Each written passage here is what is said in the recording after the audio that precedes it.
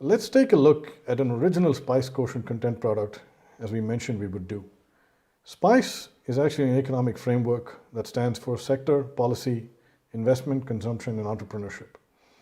And as part of that, we've put together products under each of these categories. So on the next page is an extract of a monthly economic analysis of the Indian economy called the Sector Quotient.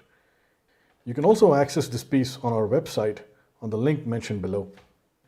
Now we'd ask you to spend about 10 seconds absorbing this slide and try to understand what all you take in.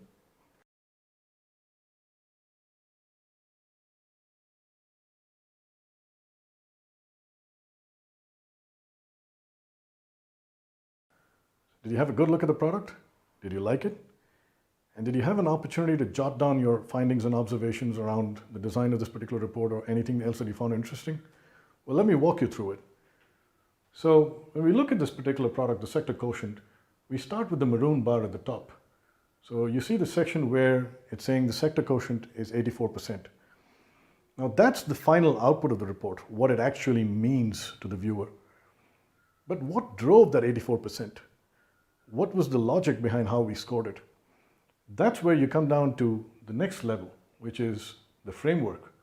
What is the framework? You look at some parameters at the top of the report, right? For example, you see the section that reads as growth, performance drivers, dependency risks. So these are the parameters we identified as critical to the analysis.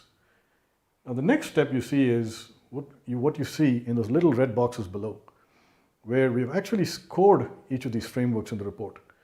That's an example of quantification.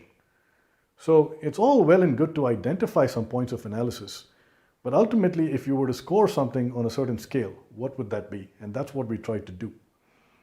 And then below that, you might still want to understand on what basis we scored those parameters, which is fair enough. And you might also say that you believe that the rating is different from what I've done so.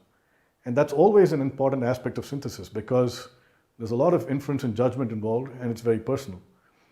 Now, what goes into that scoring is the last step that you see, which is called structuring, where we've signified what are the pluses and minuses for that particular month.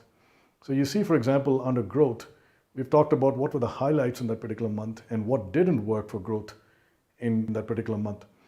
And as you see, these three ultimately add up into that final score that you see at the top. And that is an example of synthesis.